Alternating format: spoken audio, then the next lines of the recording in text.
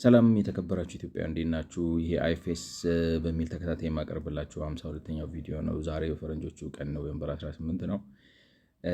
እንግዲህ ቀደም ብለው በነበሩት ቪዲዮዎች በተወሰኑት አንድ አምስት ሊሆኑ በሚችሉት የቫት ዊዝሆልዲንግ ለምን ቀነሰ ማለት ብለው እሱን ያደረጉትን ትንተና አንደርስታንድ ለማድረግ ጥረት እያደረግን ነበር። እንግዲህ ማለት ዊዝሆልዲንግ ምን እንደሆነ ምን ማለት ነው የሚለውን ትረዳላችሁ። ኦልሬዲ በቪዲዮቹ ኤክስፕሌን ስላረኩት ቫት ዊዝሆልዲንግ ምንድነው የሚለውን ታውቁታላችሁ። ለምን እንደቀነሰ ያነሷቸውን ነጥቦች ታስታውሳላችሁ ብዬ በማሰብ እንግዲህ የሚሉት ምንድነው የመንግስት እንትን ነው ኢንቨስትመንት ጋር የተያያዘ ስለሆነ ዊዝሆልዲንግ ማለት መንግስት ኢንቨስት ሲያደርግ የሚያደርገው በቤት በኩል ነው፣ በበጀት በሚመድብላቸው መስሪያ ቤቶቹ እና እነዚህ በትልልቆቹ ኮርፖሬት ብለው ባቋቋማቸው በነ ቴሌ፣ በኢትዮጵያ አየር መንገድ ወዘተ በኩል ግዢ ሲፈጽም ወይንም ደግሞ እቃ ማለት ነው ክፍያ ሲፈጽም በሚያደርገው ወጪ ነው ኢንቨስትመንት የሚያደርግ ነው። በሀገር ውስጥ ኢንቨስት የሚያደርገው መንግስት ማለት ነው። እና እንግዲህ የመንግስት ኢንቨስትመንት በከፍተኛ ደረጃ ቀንሷል ነው። ስለዚህ በከፍተኛ ሲባል ደግሞ በ60% ከ2014 15 ከ2014 15 እስከ 2022 22 ወይም 23 ድረስ ዲፔንዲንግ ላይክ አይ ቲንክ 22 ድረስ ኢንቨስትመንቱ በ60% ቀንሷል ነው። ስለዚህ ቫት ደግሞ ዊዝሆልዲንግ ቫት ከመንግስት ኢንቨስትመንት የሚመጣ ከሆነ ያው ዊዝሆልዲንግ የሚባለው ለምንድን ነው? መንግስት ኢንቨስት ሲያደርግ የሚፈጠሩትን ቫቶች አይከፍላቸው ይዛቸውና ዊዝሆልድ አድርጎ ቆይቶ ላይክ ነው ሪፓትሪየት ነው የሚያደርጋቸው። በኋላ ወደ እንትን ይመልሳቸዋል፣ ወደ ሪሚት ያደርጋቸዋል ወደ ገቢዎች ሚኒስቴር ማለት ነው። እና ስለዚህ የመንግስት ኢንቨስትመንት ከሆነ ዊዝሆልዲንግ የሚባለውን ይሄ መንግስት ዊዝሆልድ አድርጎ ይዞ ለነጋዴ ከመስጠት ፋንታ ዊዝሆልድ አድርጎ ይዞ ቆይቶ በኋላ ለሀገር ውስጥ ገቢ የሚያስተላልፈው ቫት ዳይሬክትሊ የሚመጣው ከንትን ስለሆነ ከመንግስት ኢንቨስትመንት ስለሆነ ኢንቨስትመንቱ ሲቀንስ አብሮ መቀነስ አለ ማለት ይቀንሳል። ስለዚህ የቀነሰበት ምክንያት ኢንቨስትመንቱ ስለቀነሰ ነው። አንዱ አናሊሲስ ማለት ነው። የመንግስት ኢንቨስትመንቱ ለምን ቀነሰ? መንግስት በጣም ከፍተኛ የዕዳ ጫና አለበት ነው። እንግዲህ ከዚህ በፊት የነበሩት ኢንቨስትመንቶቹ አቅምን ያገናዘቡ አልነበሩም ነው። በጣም ድፍረት የተሞላባቸው እና ሰፋፊ ፕሮጀክቶችን ማለት ገንዘብ ጀነሬት የማድረግ አቅማቸውን ከግምት ሳያስገባ የሚደረግ ኢንቨስትመንት ስለነበረ ነው። ስለዚህ ያንን ከግምት ሳያስገባ የሚደረግ ኢንቨስትመንት ነው እና እንደዛ ስለነበረ አሁን ባለበት ሁኔታ ያንን እንዴት ማለት ብዙ ተበድሯል፣ ብዙ አለበት። ስለዚህ ያንን ዕዳ ተሸክሞ አሁንም እየተበደረ ኢንቨስት ማድረግ መቀጠል አይችልም፣ ዕዳውን ማቃለል አለበት። ስለዚህ ከዛ የተነሳ አረጋግቶታል ነው ኢንቨስትመንት ቀንሷል። ግን አቀናነሱ በጣም ነው ኖዝ ዳይቭ ነው ያደረገው። እንደዚህ በአፍንጫው ነው የተተከለው አይነት ነገር ማለት ትችላለህ። በጣም ወርዷል ነው እና ከዛ የተነሳ ቫት ዊዝሆልዲንጉም ቀንሷል ነው። ግን ጥያቄ ያስነሳል። ምክንያቱም እንትኑ በ60% ሲቀንስ ቫት ዊዝሆልዲንጉ በ60% ሲቀንስ ኢንቨስትመንቱ ፐብሊክ ሴክተር ኢንቨስትመንቱ በ60% ሲቀንስ ቫት ዊዝሆልዲንጉ ግን በ84% ነው የቀነሰው እና ቫት ዊዝሆልዲንጉ በ84% ነው የቀነሰው። ስለዚህ ኢንቨስትመንቱ ከቀነሰበት በላይ ነው የቀነሰው እና ለምንድን ነው? ምክንያቱም ከኢንቨስትመንት ጋር ቀጥታ የሚገናኝ ከነበረ በኢንቨስትመንታችሁ ልክ ነው ቫት ጀነሬት የምታደርጉት። 100 ብር ስታደርጉ 15 ብር ታደርጋላችሁ። 1 ሺህ ብር ስታደርጉ 150 ብር፣ 1 ሚሊዮን ብር ስታደርጉ 150 ሺህ ብር እያለ ይሄዳል ማለት። ስለዚህ በዛ መሰረት ነበር ጀነሬት ማድረግ የነበረበት፣ ግን አላደረገም ነው። ለምንድን ነው? እንግዲህ የተለያዩ ምክንያቶች ሊኖሩ ይችላሉ ተብሎ አናላይዝ አረጉት ማለት ነው። እና ከምክንያቶቹም እንግዲህ አንዱ ሲጠቀም ቫት የማይጠቀሙ የቫት ተመዝጋቢ ያልሆኑ ድርጅቶችን ይጠቀማል ማለት ነው። ስለዚህ ቫት አይኖርም። ግዢ ማለት ቫት ከሌለው ድርጅት የምትገዙ ከሆነ ከጥቃቅንና አነስተኛ ወይም በአመታዊ ትራንዛክሽናቸው እንግዲህ በኢትዮጵያ ሕግ መሰረት ነው የአመት ተርኖቨራችሁ አመታዊ ትራንዛክሽናችሁ ወይም ተርኖቨራችሁ 1 ሚሊዮን ነበር። አሁን 2 ሚሊዮን አድርገውታል መሰለኝ። ማለት እንግዲህ ይሄ በሚጻፍበት ጊዜ ግን 1 ሚሊዮን ቢበዛ ካልሆነ 500 ሺህ ብር ማለት ነው። ስለዚህ አመታዊ ግዣቸው ከ500 ሺህ ብር ማለት አመታዊ የሚያገላብጡት የገንዘብ አቅም 500 ሺህ ብር ወይም 1 ሚሊዮን ከሆኑ እንደዚህ አይነት ካሉ እየገዛ ነው ስለዚህ ላይክ ነው አንቫትድ ልንበለው አንቫትድ ከሆኑት እየገዛ ነው ቫት ከሌላቸው ማለት ነው። ቫት ደረሰኝ ከማይሰጡት ማለት ነው።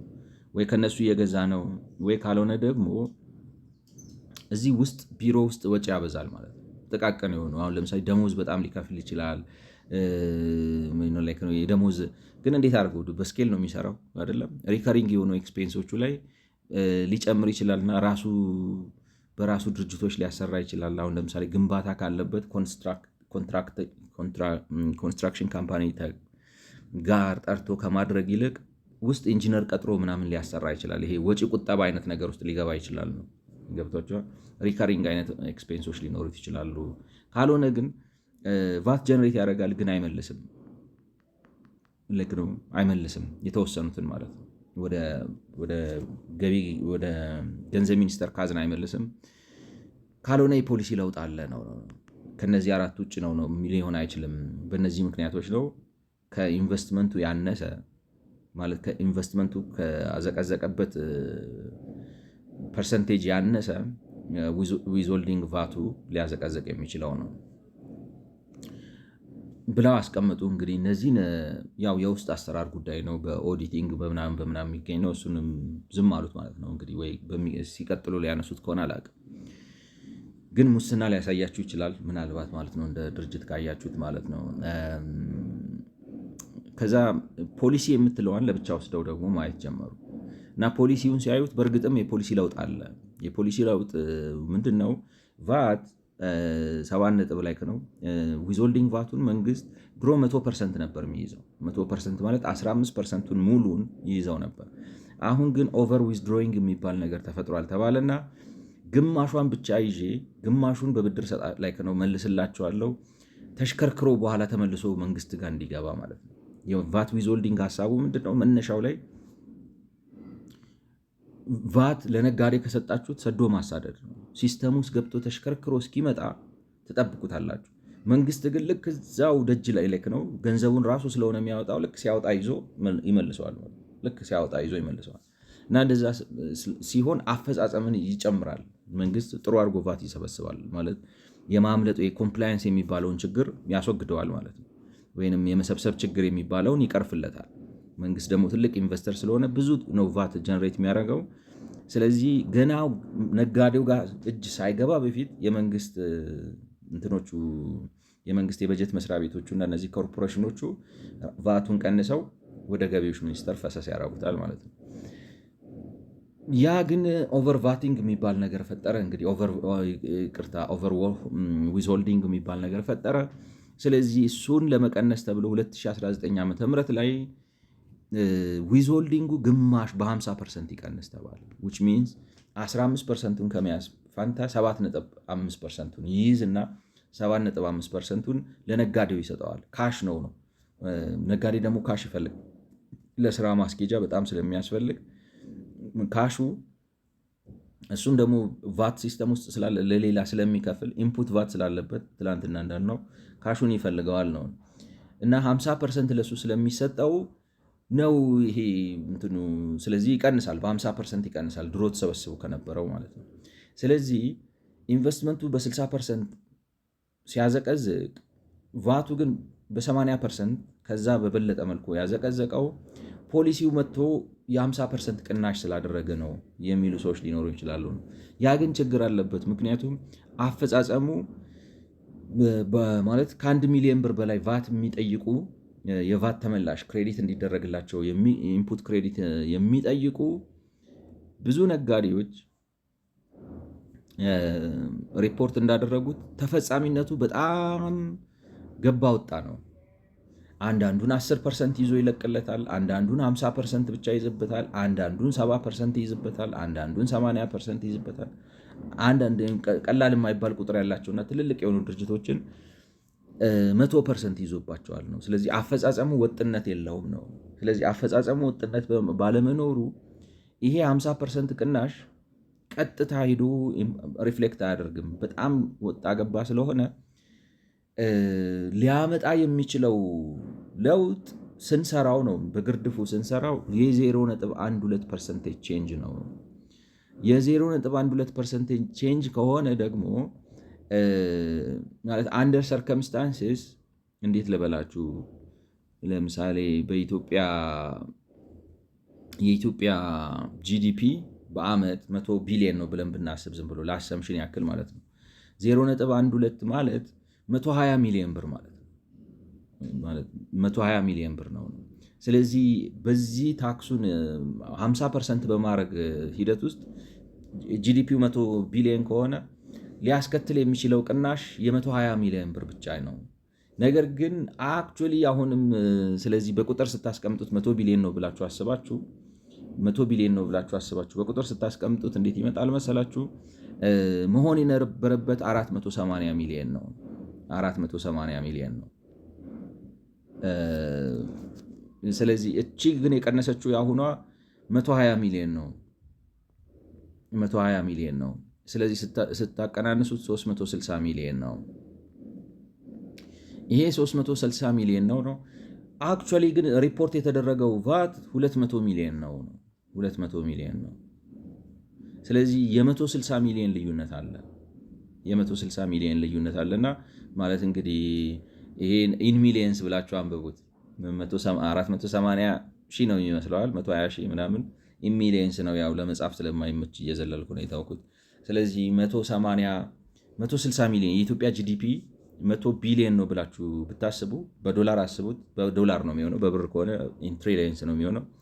160 ሚሊዮን ብር ላይክ ነው ግልጽ ባልሆነና ሊብራራ በማይችል ምክንያት ማለት ከነዛ በሶስቱ አንዱ በሆነ ምክንያት ጠፍቷል። ላይክ ነው ሪፍሌክት ማድረግ የለበትም። ስለዚህ ምናልባት ሲጣራ ወይ የታክስ ማጭበርበር ሊያሳይ ይችላል፣ ወይ ላይክ ነው የታክስ ማጭበርበር ማለት ቫት ይሰበስባሉ ተቋማቱ፣ ግን ቫቱን ለገቢዎች ሚኒስቴር አያስተላልፉም፣ እዛው አፍነው ያስቀሩታል ማለት ነው። እንደዚህ አይነት አሰራር እየተከተሉ ሊሆን ይችላል። ወይንም ደግሞ እንግዲህ በአንዳች መንገድ ማለት ብዙ ብር ነው አሁን በዚህ ብር ከጥቃቅንና አነስተኛ እንገዛለን ብሎ ለማለት ላይክ ነው። ከጥቃቅንና አነስተኛ ምላችሁ ቫት ካልተመዘገቡ ሰዎች እንገዛለን ብለው ሊሉ ይችላሉ ማለት ነው። እና የሆነ ጥያቄ ይፈጥራሉ ባጭሩ። ስለዚህ ሲደመደም ትንተናው ምንድን ነው የሚለው ማለት ነው የኢትዮጵያ ታክስ ቱ ጂዲፒ ለምን ቀነሰ? ታክስ ቱ ጂዲፒ ሬሾ ለምን ቀነሰ? ከነበረበት 11-12% አሁን አሽቆልቆሎ መጥቶ አሁን 7.5 ወይም 6.8 ለምን ደረሰ? አንዱ ምክንያት ቫት ዊዝሆልዲንግ ስለቀነሰ ነው። ቫት ዊዝሆልዲንግ ለምን ቀነሰ? መንግስት ብድር በዝቶበት ኢንቨስትመንት ላይ መበርታት ስላቃተው ነው ማለት የሚከፍለው ማለት መበደርም አልቻለም። ያሉትንም ብድሮች ከፍሎ ደግሞ ውስጥ ካፒታል ስላልፈጠረ ኦልሬዲ የተበደረውን በአግባቡ ላይክ ነው ቶሎ ቶሎ መክፈል አልቻለም።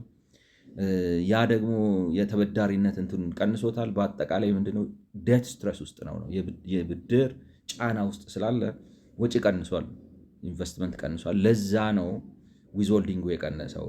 ቢሆንም ግን ዊዝሆልዲንጉ ላይክ ነው ይሄ ኢንቨስትመንቱ በቀነሰ በብድር ጫና ምክንያት ኢንቨስትመንቱ በቀነሰበት ልክ ቫት ዊዝሆልዲንጉ አልቀነሰም። ይልቁንም የበለጠ ነው ቫት ዊዝሆልዲንጉ የቀነሰው። ለምንድን ነው? 1-4 ምክንያቶች ሊኖሩ ይችላሉ። እንግዲህ ሶስቱን ተዋቸው ለምን እንደሆነ ማለት አጠያያቂ ናቸው ነው። የፖሊሲ ለውጥ አለ፣ በሱ ምክንያት ሊሆን ይችላል። ነገር ግን የፖሊሲው ለውጥ ሲታይ ያለው ማለት ፖሊሲው ቢኖርም እና ቅናሽ ሊያመጣ ቢችልም ፖሊሲው ግን በወጥነት ስላልተተገበረና እስከ 2023 ባለው በተሰበሰበው መረጃ መሰረት በጣም ጉራማይሌ የሆነ አፈጻጸም ስለነበረው ፖሊሲው ያለው ተጽዕኖ ፖሊሲው ማለት በግማሽ በመቀነሱ ያለው ተጽዕኖ በፐርሰንቴጅ ፖይንት ሲቀመጥ 0.1.2 ነው። ምን ማለት ነው? 120 ሚሊዮን ዶላር ብቻ ነበር ሊቀንስ የሚገባው። ለምሳሌ የኢትዮጵያ ጂዲፒ 100 ቢሊዮን ዶላር ነው ብላችሁ አስባችሁ ማለት ነው። ከፍ ስታደረጉት በዛው መጠን ከፍ ይላል። 0.2% ኦፍ ጂዲፒ ነው። ስለዚህ ኢት ዲፔንድስ ኦን ዘ ሳይዝ ኦፍ ዘ ጂዲፒ ማለት ነው። እኔ ግን ለካልኩሌሽን እንዲመች 100 ቢሊዮን አድርጌዋለሁ ማለት ነው። ቀጥታ ቁጥሮቹ ወዲያ እንዲመጡ ማለት ነው። ስለዚህ የ120 ሚሊዮን ቅናሽ ያስከትል ነበር በዶላር ማለት ነው።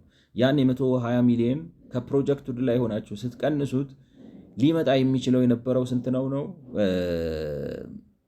360 ሚሊዮን ነበር ነው መምጣት የነበረበት ማለት ነው። 360 ሚሊዮን ዶላር መሆን ነበረበት ዊዝሆልዲንጉ ቢያንስ በ2023 ዓ ም የኢትዮጵያ ጂዲፒ 100 ቢሊዮን ነው ብላችሁ ካሰባችሁ 0.6% ነበር መሆን የነበረበት።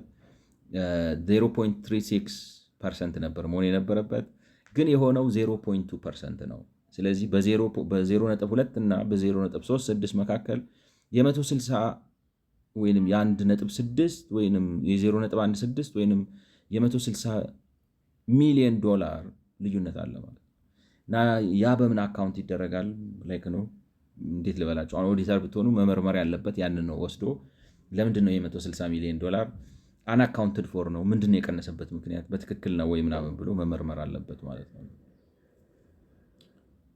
እንግዲህ ያን ካሉ በኋላ ዛሬ በዚህኛው ቪዲዮ የምናየው ይሄ ነው። ሃው ዳዝ ቫት ዊዝሆልዲንግ አፌክት ሬስት ኦፍ ቫት ሲስተም። እንግዲህ ይሄ ቫት ዊዝሆልዲንግ የሚባለው የመንግስት የበጀት መስሪያ ቤቶች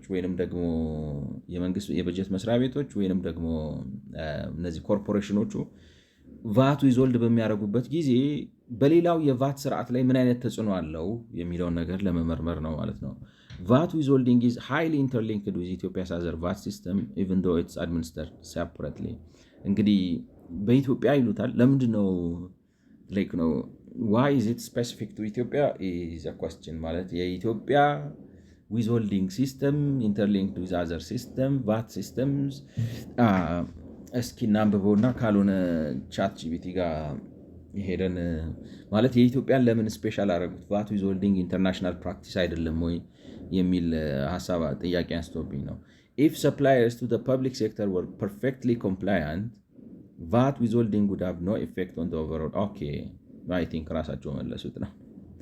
ከኢትዮጵያ አኳያ ቫት ዊዝሆልዲንግን ኢምፖርታንት ያደረገው ሌላው ህብረተሰብ ቫት ስለማይከፍል ነው። የቫት ሲስተሙ አት ናሽናል ሌቭል ፋንክሽናል አይደለም፣ አይሰራ ሰው ማለት እንትን አሁን እንግዲህ ራሳቸው እንዳሉት 4.4 ነበር ነው 4.4 ነበር ሲጀምር 2014-2015 ላይ ማለት ነው። 2015 ላይ 4.4 ነበር። ይሄ 4.4 2022 ላይ ሲመጣ it becomes 2.4 እና ይሄ 2.4 የሆነው በምን ምክንያት ነው ስትሉ ቅድም አሁን እስካሁን ያብራራ ነው ቫት ዊዝሆልዲንግ ድርሻው ከዚህ 2% ቶታል ካለው ሪዳክሽን ውስጥ ያለው ድርሻ 0.6% ነው ወይንም በሌላ አማርኛ 0.6 ስንት መሰላችሁ? ላይክ ነው በፐርሰንት ብታስቀምጡት 0.6 የሁለት ማለት ነው። የሁለት ላይክ ነው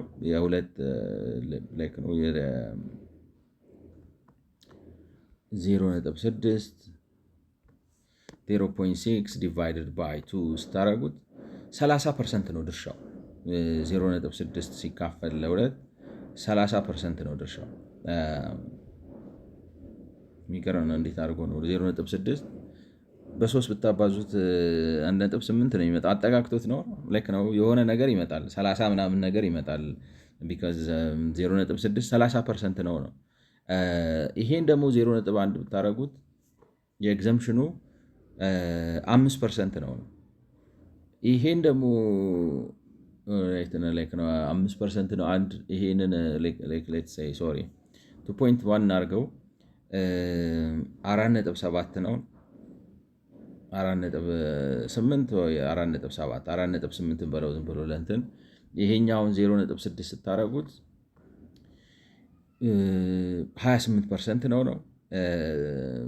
ይሄኛውን 1.4 ስታደረጉት 1.4 ሲካፈል ለ2.1 ይቅርታ የፖይንት ዋናው ነው 66% ይሆናል ማለት ነው።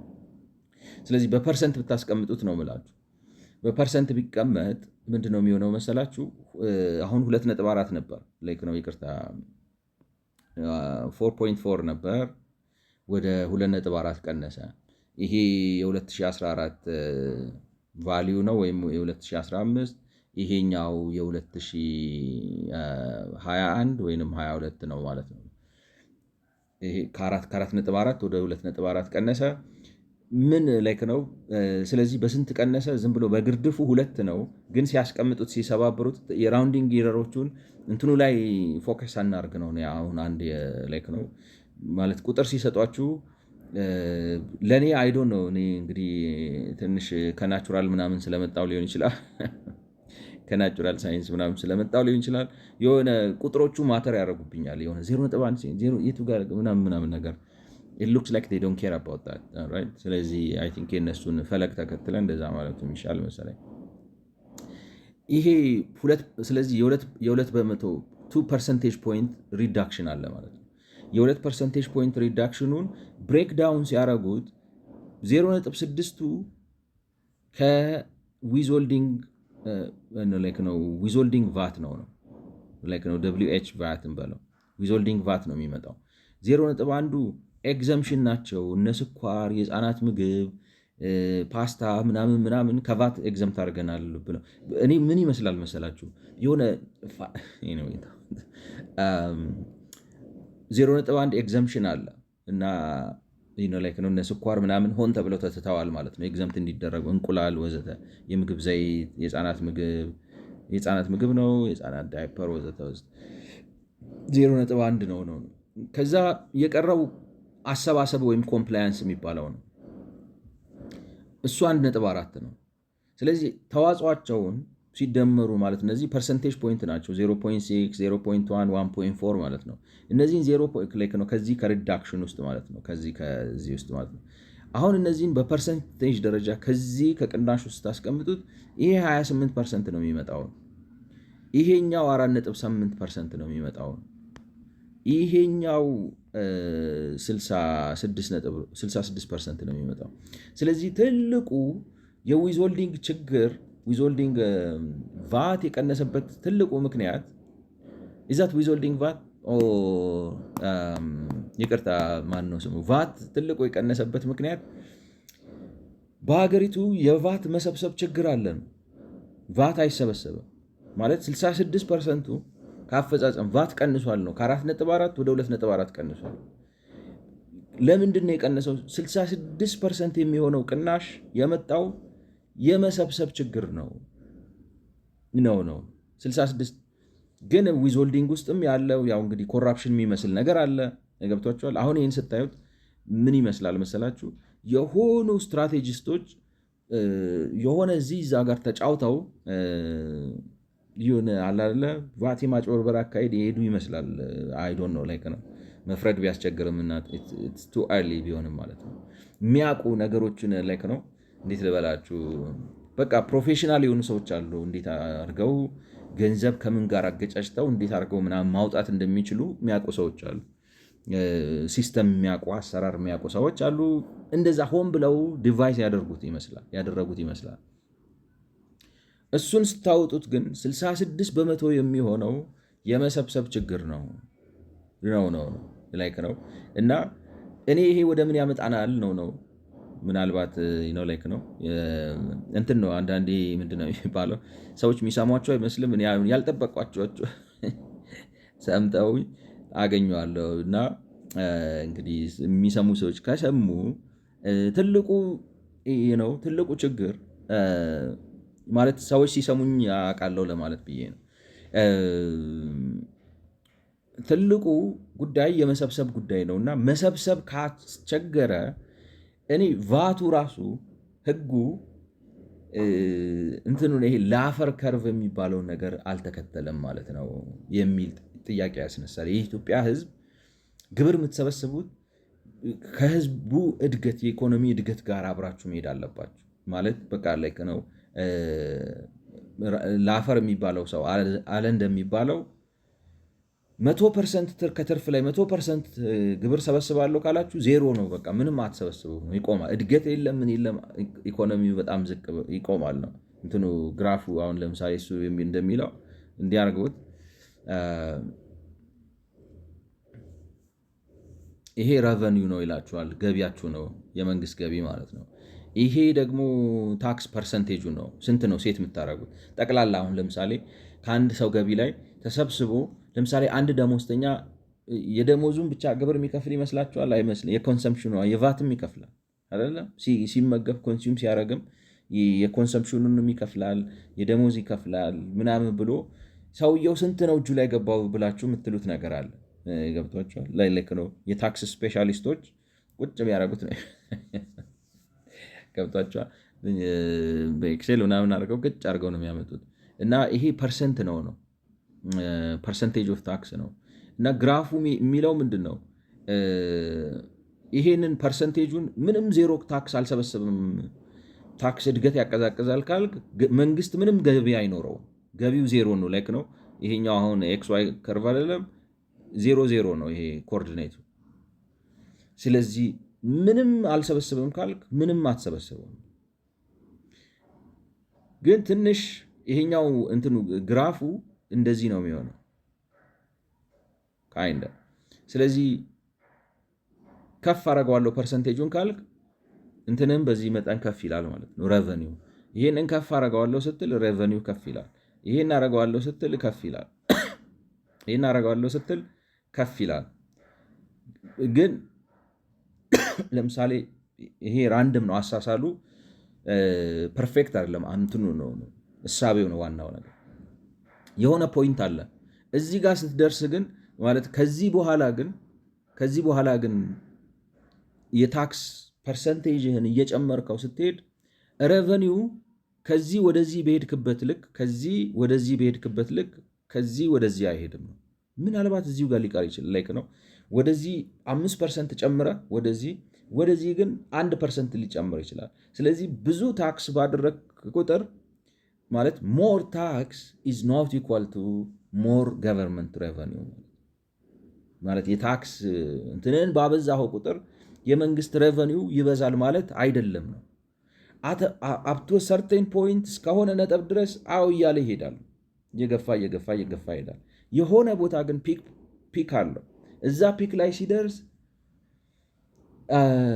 ማዘቅዘቅ እንትኑ ይሄኛው በጨመረ ቁጥር የታክስ ሬንጅህ በጨመረ ቁጥር ሬቨኒው ልክ አሁን እንትን ላይ እንዳልነው ማን ነው ስሙ ኢንቨስትመንት ባሽቆለቆለ ቁጥር ባሽቆለቆለበት ልክ ወይንም ባዘቀዘቀበት ልክ የቫቱ ዊዝሆልዲንግ አላዘቀዘቀም። ይልቁንም የባሰ እንዳዘቀዘቀው ላይክ ነው። አብረው ነው የሚሄዱት፣ ግን የሆነ ቦታ ላይ ሲደርስ መለያየት ይጀምራሉ። እንደዚህ ባሰፋኸው ቁጥር እንደዚህ አይሰፋም።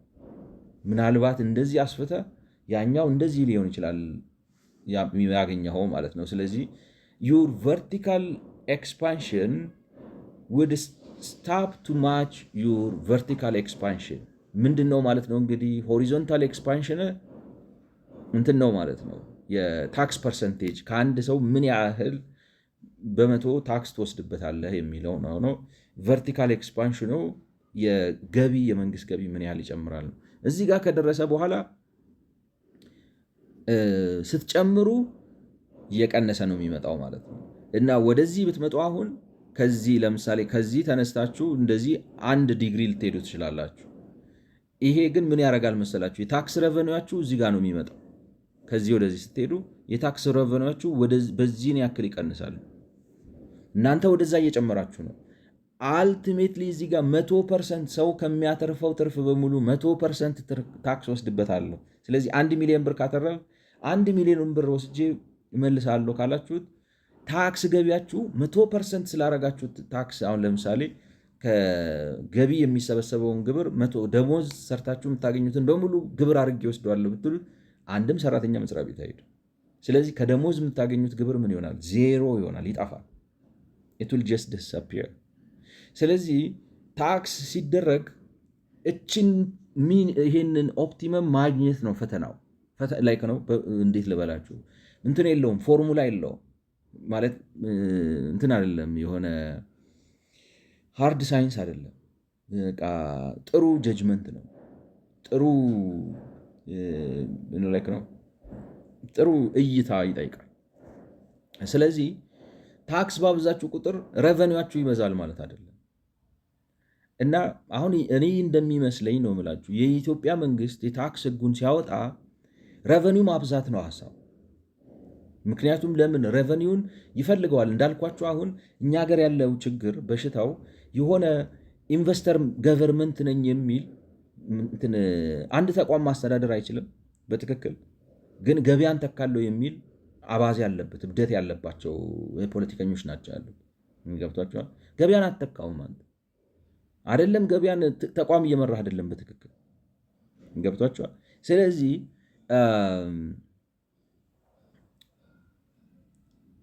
አባዜ ስላለባቸው እንትን ይፈልጋሉ። በቃ ገቢ ነው። ለምንድን ነው ገቢውን ወስደው በግልጽ ነው የሚሉት ነው። አሁን ልማታዊ መንግስታቶች ሌጂትሜሲያችን የሚመነጨው ይሏቸው ተቀባይነታችን ነው እንደ መንግስት ተቀባይነትና ድጋፍ የምናገኘው እንደ መንግስት ክራይ በማከፋፈል አቅማችን ነው፣ በመክፈል አቅማችን ነው። በሌላ አማርኛ ድምፅና ድጋፍ በችሎታ በብቃት በሀገር መምራት ነው ኢኮኖሚያዊ እድገት በማምጣት ምናምን አይደለም። ኢንቨስት በማድረግ አቅም ሊገዙ የሚፈልጉ እንዴት ልበላችሁ የተራ የሞተ ነጋዴ ጭንቅላት ያላቸው ናቸው። ቡና የድሮ በቃ ትራዲሽናል ነጋዴ የእንደዚ አይነት ጭንቅላት ያላቸው ናቸው ወይን ካምስ ቱ ቢዝነስ። ስለዚህ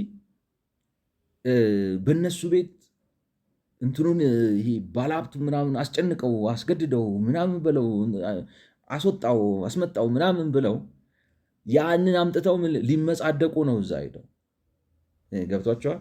እኛ የህዝብ ወገንተኞች ነን ምናምን እያሉ ማለት ይሄ እሳቤ የሌለው ማለት 100 ብር በትነው አንዳንድ ሰው 100 ብር በትነው 10 ብር ትርፍ ማለት 10 ብር ይዘው ይገባሉና ቅንነቴን ማድነቅ አለብህ ይሏቸዋል። ቅንነትን አደንቃለሁ ቂልነትንም ደግሞ ወቅሳለሁ ነው አይደለም። አንድ ሰው 100 ብር ይዞ ወጥቶ በትነው ይዞት የመጣው ትርፍ ማለት ከነ ሪተርኑ አሁን ኢንቨስትመንት ስላችሁ 100 ብሩንም አትርፎ አይደለም በቃ 90 ብሩን አጥቶ 10 ብር ይዞ ቢመጣ ይሄ ቅንነት አይደለም ቂልነት ነው። እና ግን ተጠያቂነት የለም፣ ዲሞክራሲ የለም። ለዚህ ነው አሁን ዲሞክራሲ የሚያስፈልገው። እንደዛ ካደረገ በድምፅ ታባረዋለህ ነው ችግሩ። አይፈቅዱ ገብቷቸዋል ነገሩ እንዴት እንደዚህ እንደሚያያዝ።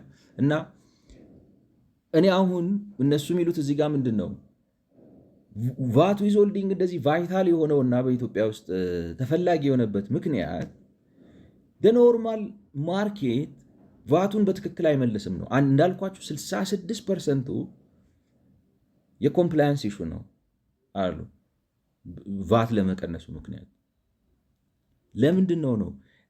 እኔ ኮምፕላያንስ ኢሹ ነው ሲባል ኮምፕላያንስ የመንግስት የግብር አሰባሰብ ስለሰነፈና ህዝቡ ግብር ላለመክፈል ስለሚሯራጥ አይመስለኝም። ማለት መንግስት አቅም አለው እኔ እንደማየው ነው። የኢትዮጵያ መንግስት ምን ልክ ነው እኔ እንጃ። እኛ ራሱ የኢትዮጵያኖች አንደርስታንድ ከምናደርገው በላይ ጠንካራ ይመስለኛል።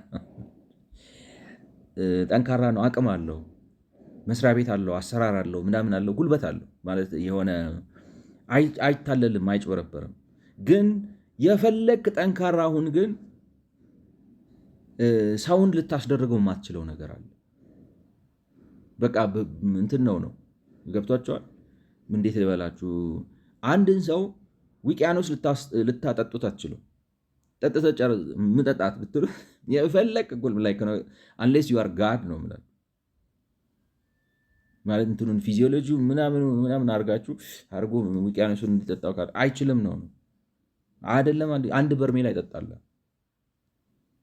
ጉልበት አይደለም ነው it doesn't work። በቃ ማይቻል ነገር like ነው it doesn't fit አይሆንም።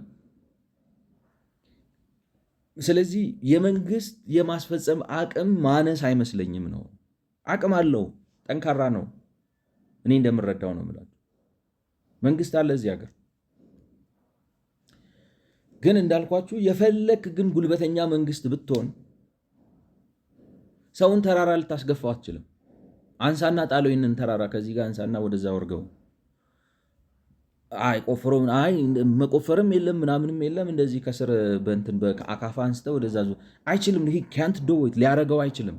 የፈለግ ጉልበተኛውን ሰውየውን ትጎዳዋለህ፣ ትገለዋለህ፣ ታፈርሰዋለህ፣ ታጠፋዋለህ እንጂ ያንን ያስቀመጥከውን ግብ which is moving the mountain ልታሳካው አትችልም።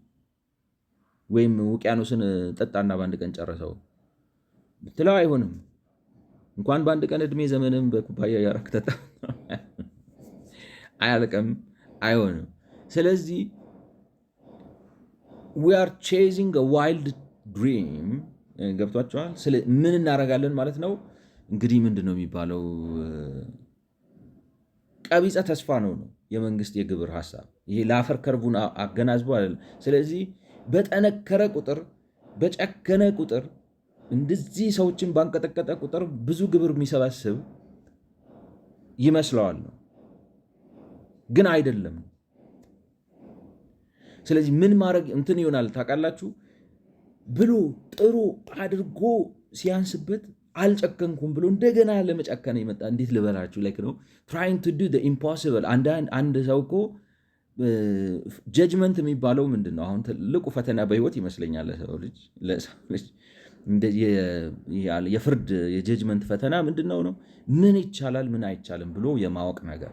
በተለይ ምን መሰላችሁ ሲሆን ይሆናል ብላችሁ ቁጭ ካላችሁ ሁሉ ነገር ተጋግሮ ቁጭ ይላል።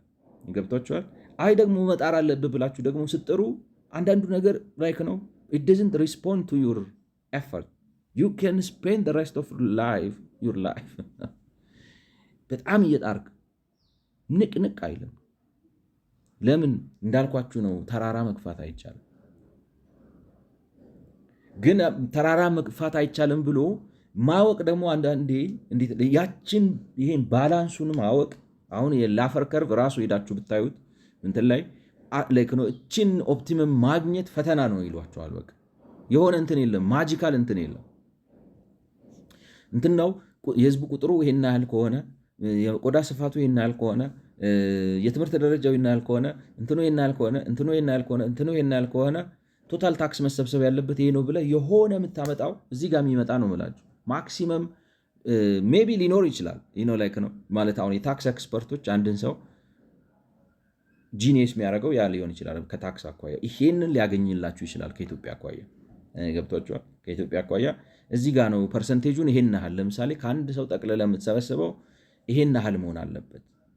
ስለዚህ ኢንካም ታክስ ይሄ መሆን አለበት፣ ፕሮፊት ታክስ ይሄ መሆን አለበት፣ ሬንት ይሄ መሆን አለበት ምናምን ብሎ አርጎ ሊያስቀምጥላችሁ የሚችል ሰው ሶዘድ ስታረጉት ሬቨነችሁ እዚህ ጋር ነው። ትንሽ ከፍ ስታረጉት ኢኮኖሚው እያደገ እንኳን ታክሳችሁ ይቀንሳል። ትንሽ ዝቅ ኢኮኖሚው እያደገ እንኳን ታክሳችሁ ይቀንሳል ማለት ሬቨነችሁ ይቀንሳል። እና ያችን ሚኒመም ያገኝላችሁ ነው። አሁን ያችን ሚኒመም ማግኘት ከስነ ልቦና አኳያ ፈተናው ምንድን ነው? በቃ ተግተን ጥረን ተጣጥረን እንደዚህ ብለን ይሄንን በቃ ላይክ ነው በቁጥጥር በትጋት በምናምን እናገኘዋለን ብላችሁ በምን ላይ ዲፐንድ አድርጋችሁ እንዴት ልበላችሁ ዩ ብሌም ዩርሰልፍ። በቃ ይሄ ብሌም ታውቃላችሁ። አንዳንድ ጊልት የሚባል ነገር አንዳንድ ሰው አለ ላይክ ነው በቃ ላይክ ነው ኢምፖሲብል ሚሽን አስቀምጣችሁ ፌል ስታደርጉ ራሳችሁን የምትወቅሱ ከሆነ የወቀሳ ራስን ሰልፍ ዲፕሪኬሽን ረመጥ ውስጥ ነው የምትገቡ። መውጫ የለውም። በግለሰብ ደረጃ እንደሚሆነው በእንትንም ደረጃ በሀገርም ደረጃ ይመጣል። መንግስት በቃ ራሱን መውቀስ አይ እንትን አይደለም፣ የጥረት ጉዳይ አይደለም። አንዳንዱ በጥረት አይደለም በብላት ነው። ገብቷችኋል? ላይክ ነው ፈለግከውን ጉልበት ይዘህ መተህ በቃ ማታነቃንቀው ነገር አለ። ኢትስ ናት አ ኳስችን ኦፍ ማይት አንዳንዴ ማለት ወይንም ደግሞ ግሪት ጥንካሬው ስለሌለን ነው፣ ቆራጥነቱ ስለሌለን ነው፣ ጸረ ሙስኝነቱ ስለሌለን ነው፣ የሀገር ፍቅር ስለሌለ ነው። ዋጋ መክፈል የሆነ እንደዛ ነው። ያብዳሉ ታውቃላችሁ እንትኖች ላይክ ነው። ኤክስትሪሚዝም የሚወለደው ከዚህ እኮ ነው። ላይክ የጽንፈኝነት በታክስም ይችላል። ገብቷችኋል? ጽንፈኝነት በቃ ማለት ነው። ጣቴን ቆርጬ እሰጣለሁ፣ ጆሮዬን ቆርጬ እሰጣለሁ። በቃ ጽንፍ ውስጥ ይገባል። ግን እንደዛ ማድረግ የለብህም ነው። ኢት ወርክስ ኢን ኖርማል ወይ። እና አሁን የኢትዮጵያ መንግስት ችግሩ እኔ እነሱ እንደሚሉት ቫት ዊዝሆልዲንጉን መሰብሰብ ያልቻለው ሲስተሙ አይሰራም ነው። አሁን ሲስተሙ አይሰራም፣ ግን የኢትዮጵያን መንግስት ምን አድርጎታል? ራሱን ሲሰድብ እዛ ነው የሚመስለኝ። ገብቷቸዋል። አንረባም፣ ውሾችነን ሙታ ላይ ካይንዳ እንደዚህ አይነት አዙሪት ውስጥ ትገባለህ። ግን ስለማንረባ አይመስለኝም። እኔ መንግስት በዚህ የምትወቅሱበት ነገር አለ። በዚህ ግን አቅም አለው ነው፣ ይሰራል። እኔ ሳየው መረጃ አለው፣ ማያውቀው ነገር የለም። ገብቷቸዋል። የሚወጣውን የሚገባውን የሚሸጠውን ምን የሚለውን ያውቃል፣ አውቆ ዝም ካላለ በስተቀር። ገብቷቸዋል። ስለዚህ አውቆ ዝም ካላለ፣ አውቆ ካልተኛ በስተቀር ያውቃል። የመረጃ እጥረት ኖሮበት አይደለም። ስለዚህ ፈተናው ታክስ ህግ ልክ አይደለም ነው። ምክንያቱም ህዝቡን አንተ በቃ ላይክ ነው ከፍተኛ የግብር መጠን ላይክ ነው መሰብሰብ አለብኝ። ለምን ልማት ሰራለው ነው። ለዛ ልማት ለመስራት መሰብሰብ አለብኝ ነው። ግን በቆራጥነት አይሆንም። እንዳልኳችሁ ነው። በቃ ቆርጭ ያለው ውቅያኖሱን ጠጣው አይጠጣውም። ያለ ታንገላቱታላችሁ፣ ትጎዱታላችሁ ምናምን ታንቆ ላይክ ነው ውሃው ራሱ ይበላው ይሆናል እንጂ ሰውየው ውሃውን አይበላው። ገብቷቸዋል። እና አሁን እዚህ ጋር ኢፍ ሰፕላየርስ ቱ ፐብሊክ ሴክተር ወር ፐርፌክትሊ ኮምፕላያንት ቫት ዊዝሆልዲንግ ውድ ሃቭ ኖ ኢፌክት ኦን ዘ ኦቨርኦል ሌቭል ኦፍ ዶሜስቲክ ቫት ኮሌክሽን። በውስጥ ያሉት የሀገር ውስጥ ሴክተሮች ሰፕላየሮቹ ወይም ነጋዴዎቹ ፐርፌክትሊ ኮምፕላያንት ቢሆኑ ኖሮ አያስፈልግም ነበር ነው። As the private sector shifts away from selling to the public sector, it would be expected that VAT revenue excluding will increase.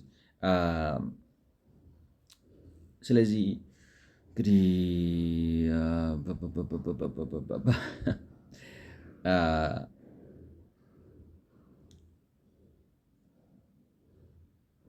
ይሄን እስካሁን የለፈለፍኩበትን ነገር ይሄንን የሚመለከት ነው። እችን ስቴትመንት ብቻ የሚመለከት ነው። ስለዚህ ቫት በኢትዮጵያ ውስጥ ዩኒክሊ ሲግኒፊካንት የሆነበት ምክንያት ሌላው ሲስተም ስለማይሰራ ነው። እኔ ደግሞ ሌላው ሲስተም የማይሰራው 66% መንግስት የማስፈጸም ችግር ስላለበት አይመስለኝም። ችግር አይደለም እንትኑ ጠቅላላ የታክስ ሲስተማችን ለአፈር ከርቭን አንደርስታንድ ያደረግ አይደለም። ማርኬት ቤዝድ አይደለም። ዲማንድን ሰፕላይን አንደርስታንድ ያደረገ አይደለም። የሰውን አቅም ያገናዘበ አይደለም። ይልቁንም ያበደ ቀቢጸ ተስፈኛ የሆነ የልማት ግብ ያስቀምጣል። ገብቷቸዋል። ለምንድነው እንደዚህ አይነት ያበደ ቀቢጸ ተስፈኛ የሆነ የልማት ግብ የሚያስቀምጠው? በግልጽ ነግሯቸዋል እኮ ሊጂት ሜሲዬ የሚመጣው ከልማት ነው ይላቸዋል። ሊጂት ሜሲ ከልማት አይመጣም።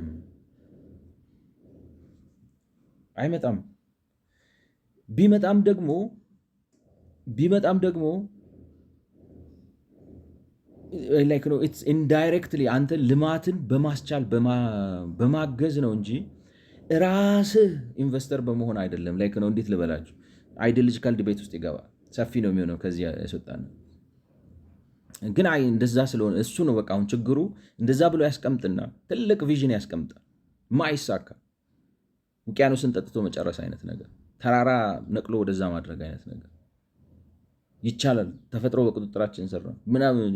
የእብደት የራዲካሊዝም ላይክ ነው ዲያር ራዲካል ሰው መቀበል ያልተረዳቸው ማለት ነው። ለዛ ነው እኔ ሳይኮ የሚመስሉኝ ነው የምላቸው። ጤነኝነት አይደለም። ኦቨርስትሬሽድ የሆነ ድራማቲክ የሆነ ነገር ይቻላል ይሏቸው እና ላይክ ስትል እንትን ቪዥን ካፓሲቲ አላደገም ምናምን ነገር ያመጡላቸዋል። ገብቷቸዋል። በቆራጥነት በህዝብ ተጽዕኖ በህዝብ ትግል እንትን በእጆቻችን ቆፍ አይታችኋል። የሚያሳይ እንትን እብዶች እኮ ናቸው ነው። ሴት ከበሬ ጋር ተጠምዳ ስታርስ ትጋቷ ምናምን ብለው ሊያሳያቸው የስራ ዲስፕሊን በሬ እንደዚህ ኢትስ ናት ሄልዚ ነው የምላቸው። ትክክለኛው መንገድ አለ፣ ግን እንደዚህ አስቸጋሪ በቃ ነገር አምጥተው በዚህ በኩል ነው የሚሰራው ይሏቸዋል። አሁን እንደዛ አይነት ነው ከሰው ለየት ያለ ትጋት የሚጠይቅና ከሰው ለየት ያለ ዲሲፕሊን የሚጠይቅ ነገር ስላስቀመጡ ያንን ምን ያደርጉታል መሰላችሁ? ቆራጥነት፣ መሰጠት እና ከሱ አይቻልም ልብ ታስንፋለህ፣ ኔጌቲቪዝም ነው ምናምን ብለው ከዛ እንደዛ ካደረጉ በኋላ ያንን ዲማንድ በምን ታሳካዋለን? እንደዚህ አይነት የአገር ታክስ ትጭናለህ። ከዛ እንዴት ልበላችሁ አንዱን ይዞ እንደዚህ ተጠምልሎ መውደቅ ነው አሁን የሀገራችን ችግር። ኦቨርሊ አምቢሽየስ ማለት ቻይና እንደዚህ አድርገዋል ታውቃላችሁ። አሁን ለምሳሌ ወፍ አስቸገረ ተብሎ እያንዳንዱ ገበሬ ወፍ መከር እየበላ ግደሏቸው ብለው ገደሏቸዋል። ወፎቹ ለካ ኢኮሎጂካሊ እንትን ያመጣሉ፣ ነፍሳት እየበሉ ወረርሽኝ፣ ይሄ ተባይ ገብቶ ምግቡ እንዳያጠፋው ያደርጋል። ወፎቹን ሲጨርሷቸው ተባዩ የሚበላው ጠፋ። ማው እንደዛ አድርጓል። እንደዚህ አይነት ክሬዚ የሆነ ኦብጀክቲቭ ያስቀምጡላቸው። አሁን ከዛ ዝንፍ ስትል ማለት ይሸልማሉ፣ ምናምን ያደርጋሉ፣ ፖለቲካውን ይቆጣጠራሉ። መቃወም አይቻልም። ሀሳብ ስታነሳ ጸረ እንትን ምናምን ተዋ ያርገው። እንደዚህ አይነት ቀንበር የመጫን ነገር ያመጡና እነዚህ አብዮተኞቹ ነው የምላቸው። ላይክ ነው ጽንፈኞች ናቸው፣ ራዲካል ናቸው። ያንን ለማሳካት ምን ያደርጋሉ? ታክስ አምጥተው ከዚህ ከላፈር ከርቭ ጋር ባልተመጣጠነ መልኩ ቁጭ ያደርጋሉ። አሁን ላፈር ከርቭ ጋር ያልተመጣጠነ ታክስ አስቀምጠህ ድሮ ቢሆን ምንድን ነው የሚባለው? ድሮ ቢሆን ዝግት አድርገህ ድንበር ዘግተህ ሰው እንዳይገባ ምናምን አድርገህ ምን ብለህ መረጃ በሌለበት ቀጥቅጠህ ሰውን ትቀበለዋለህ። ከዛ ትወድቃለህ፣ ግን ታርጌትን ሚት ታደርጋለህ። አሁን ግን this is open world ኢንፎርሜሽን አለ፣ ምን አለ ማረቅ ሲያቅት ሁሉ ጊዜ ቁጭ ብለህ ራስህን መስደብ ነው። ገብቶኛል። ቆራጥነቱ እኮ ስለሌለን ነው። ሰዎች እኮ እንትን ለማስፈጸም በቃ ጣታቸውን ቆርጠዋል፣ ጆሮአቸውን ቆርጠዋል ምናምን ይሏቸዋል ማለት ነው። which is ግን አሁን ያ ምን ያመጣል መሰላችሁ? ኢትዮጵያ ውስጥ አሁን ቫት ይወጣል፣ 66%ቱ አይሰበሰብም። ላይክ ነው ለመውረዱ ምክንያት 66% ራሱ መንግስት እንትን ላይ ይደርሳል ነው። ምክንያቱም ቫቱን አስጨንቄ ሰበስባለሁ ስትሉ ንግዱን ያቀዛቅዘዋል። ኦቨርኦል ቀጥ ነው የሚለው። ምክንያቱም ሰው ኮንሳምፕሽን ላይ 15% ወስደ እየጫንክበት፣ ኦልሬዲ ዋጋ ግሽበቱ አለ፣ ኦልሬዲ ፕሮፊት ታክሱ አለ፣ ኦልሬዲ ቀረጡ አለ፣ ኦልሬዲ የዶላር ዋጋ አለ፣ ኦልሬዲ የማርኬት ዳይናሚክሱ አለ።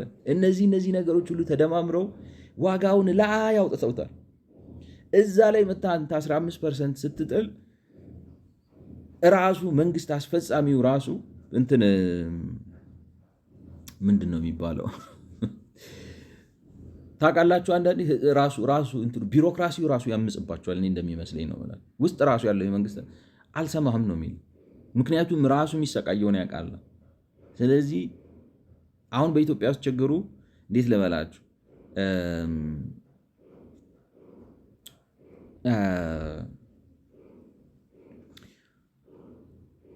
ቫት ቀንሷል። ጂዲፒው ቀንሷል ማለት ቫቱ የቀነሰው ኢንቨስትመንቱ ስለቀነሰ ነው። ኢንቨስትመንቱ ስለቀነሰ ብቻ አይደለም፣ ያ ስለሆነ ነው። እና ችግሩ ብዙ ቦታ ስለተሰነጣጠቀ ሩት ኮዙን አታገኙት። ሩት ኮዙ ግን የማይቻል ታርጌት አስቀምጠን ነው የምንሰራው ነው። የማይቻል ኦልሞስት ኢምፖሲብል የሆነ ታርጌት አስቀምጠን ስለምንሰራ ከታርጌቱ አንጻር እንወድቃለን። ስንመዘን አሁን የአፈጻጸም ችግር አለብህ ይባላል። አይ የአፈጻጸም ችግር አይደለም ነው፣ የታርጌት ሴቲንግ ችግር ነው ያለበት። ፈንዳሜንታል ቫት እኮ ታውቃላችሁ፣ ኢንሴንቲቭ እኮ እንትን ምንድን ነው የሚባለው? ግብር እኮ ኢንሴንቲቭ ነው። አንዳንዴ እድገት ማፋጠኛ መንገድ። ግብር ስትቀንሱ፣ ለምሳሌ ግብር ስትቀንሱ እንደ ፊስካል ፖሊሲ ነው የምላችሁ፣ ኢኮኖሚ እንትን ማድረግ ነው፣ ማበረታቻ ነው። ግብር እኮ የምታነሱት አንዳንዴ በጣም እድገት ይበዛና ታውቃላችሁ እንትን ይፈጥራል፣ የራሱ ችግር አለ። አሁን ለምሳሌ እንዴት ልበላችሁ፣ ቱ ማች ነገሮች ቢፈጠሩ ላይክ ነው ፕሮዳክቲቪቲ ምናምን ቢፈጠር ችግር ይፈጥራል፣ የራሱ ግለት ይፈጥራል። ግለት ማለት እንደ ደለል ነገር ማለት የምርት ደለል ምናምን ልትፈጥሩ ትችላላችሁ። አሁን እነ ማርክሲዝም ብታነቧቸው የካፒታሊዝም ችግሩ ያ እንትን ነው አምርቶ ገበያ ያጣል ምናምን ይሏቸዋል። እንደዚህ አይነት ነገር ላይ ይገባል እና እንደዛ ሲገባ ልክ እንደ ልጓም ልትስቡት ትችላላችሁ። ታክስ ታነሳላችሁ። አሁን ሰው በጣም በቃ ኦቨር ስፔንዲንግ ክሬዝ ውስጥ ከገባ ቫት ታመጡና በረድ ታረጉታላችሁ ምናምን፣ ወይንም ደግሞ ታሪፍ ታነሳላችሁ። ኢምፖርት ሲደረግ ማለት ዝም ብላችሁ ኤክሳይዝ ታመጣላችሁ ምናምን ትላላችሁ። ለምን? ይሄ ላይክ ነው እንትን ነው ክሬዝ ይፈጥራል። እድገትም ሲበዛ ችግር አለው በራሱ ማለት ነው። አንዳንድ ጊዜ ዛኔ እንደ ኢንስትሩመንት ተጠቅማችሁ ትይዙታላችሁ። እና አንዳንዴም ደግሞ እንደዛም ሳይሆን እንደ ኢንቨስተር መንግስት ታስቡና ቆይ እድገትን ላበረታታና እድገት ከመጣ በኋላ ግብሬን ያኔ ያነሰዋለሁ ብላችሁ ልክ እንዴት ልበላችሁ ዕቃ ሰው ማኖ ታስነካላችሁ እንዲያጠፋ ገንዘብ እንዲያገኝ ሀብታም እንዲሆን። ከዛ ሀብታም ከሆነ በኋላ አምጥታችሁ ግብር ተጨንኑበታላችሁ። እና እኔ እዚህ ጋር እንደው ለማለት የምፈልገው ከተሳካ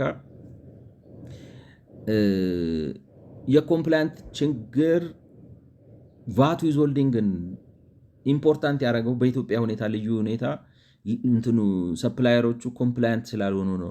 ሰፕላየሮቹ ግን ኮምፕላያንት ያልሆኑት ግብሩ አቅምን ያገናዘበ ስላልሆነ ነው የሚል እምነት አለኝ። ምን ያህል ልክ እንደሆነ ሌላ ጉዳዩ ነው ማለት ነው።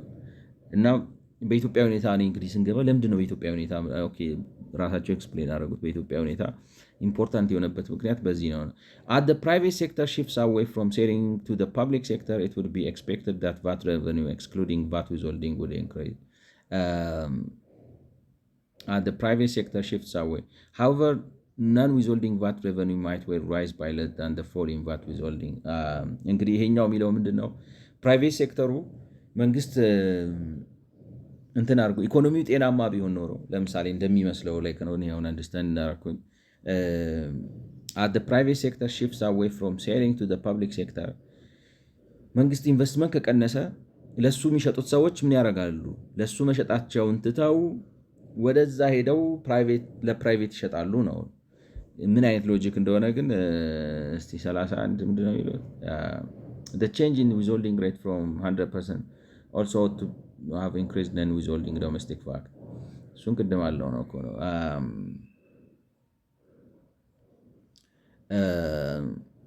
I don't know. On the private sector shifts away from selling to the public sector, it would be expected that VAT revenue, excluding VAT withholding, would increase. The private sector shifts away from selling to the public sector. ምን አስዩም ያደርጋል መሰላችሁ? አሁን ይሄ አባባል ሰዎች ነው ነጋዴዎቹ ለመንግስት የሚሸጡለት መንግስት የተሻለ ስለሚከፍል ነው።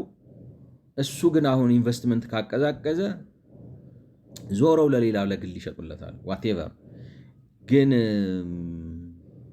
ድሮውንም ምን ማለት ነው በጣም ዲማንድ ኖሮ ይገብቷቸዋል። ዋቴቨር መንግስት የሚገዛቸው ነገሮች ሰርቪስ ኤንድ ነው ላይክ ፕሮዳክት በጣም ዲማንድ ኖሮ አገር ውስጥ ያሉት ሰፕላየሮች ላይክ ነው የተሻለ ፕራይስ ስለሚሰጣቸው ወደ መንግስት እየሄዱ ነው። እና ዲማንዱ እየጠበቀ ነው ብሎ ለማሰብ አይከብድም ትንሽ? አይ እኔ የምለው ማለት ነው መንግስት መግዛት ካቆመ ፕራይቬት እነዚህ ለመንግስት የሚያቀርቡት ሰዎች ስራ ይቀንሳል፣ በሀገሪቱ የኢኮኖሚ እንቅስቃሴ ይቀንሳል። ምክንያቱም አንድ መንግስት ራሱ አንድ ትልቅ የፍጆታ ማዕከል ላይክ ነው ፍጆታ አለው የራሱ አገልግሎትም ሆነ ምርትም ሆነ መንግስት የገንዘብ እጥረት አጋጥሞት ያንን ፍጆታ ሲቀንስ አቅራቢዎቹ ዞሮ ለግለሰብ አያቀርቡም፣ በሀገሪቱ እንቅስቃሴ ይቀንሳል የሚል እምነት ነው ያለኝ።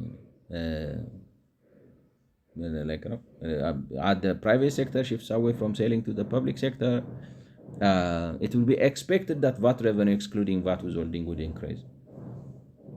It will be shifts away.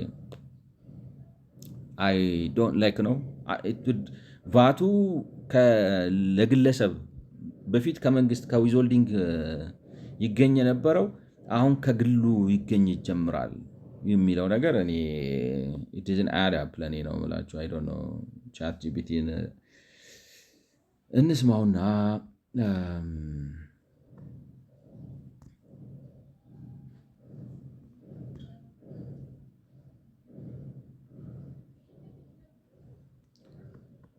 like I find that a bit off because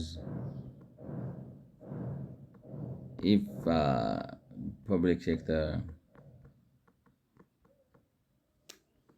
investment decreases, it wouldn't automatically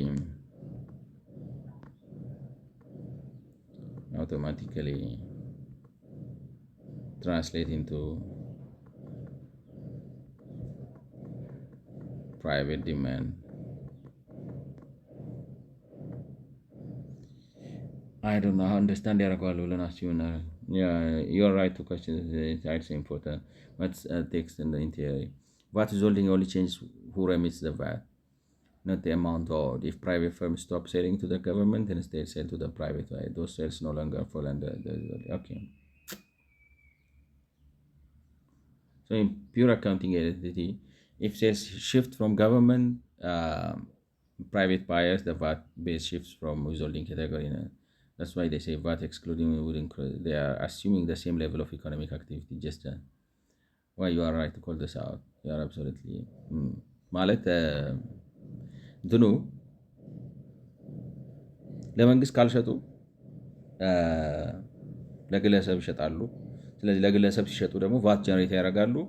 ስለዚህ ቫት ዊዝሆልዲንግ ሲቀንስ እዛ ጋር መንግስት ጋር ይገባ የነበረው ምርትና አገልግሎት ግለሰብ ጋር ይገባል ብሎ ማሰብ ግለሰብማ ኦልሬዲ ሳቹሬትድ ነው የሚያቀርቡለት የሚያገለግሉት ምናምን አሉ። መንግስት ግን እንደ ራሱ አንድ ዲማንድ ሴንተር ነው ኮንሰምፕሽን ሴንተር ነው። ራሱ ኮንሱም ያደርጋል እና እንጃ እንግዲህ ምን ለማለት እንደፈለጉ ፉትኖቱንም አይቻየው ኢትስ ናቲንግ። እንግዲህ በአንድ ፓራግራፍ አንድ ሙሉ ነገር ላይ ከረምኩኝ።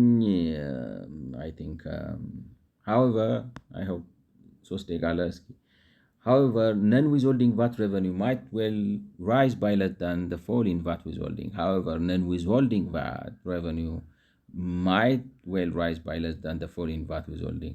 So one reason is that in contrast to much of the public sector, VAT payable on private sector investment is typically deductible firms output VAT. So unless the investing firms output change, higher private sector investment might not yield any extra VAT revenue. Short term, in the long term, we would expect the firms output to rise as a result of the investment. Another reason, discussed above, I think በሚቀጥለው ቪዲዮ ልጀምረው ዝም ብዬ ከታይሙ ጋር አይሄድም። ስለሰማችሁኝ አመሰግናለሁ። በ53ኛው ቪዲዮ እንገናኝ።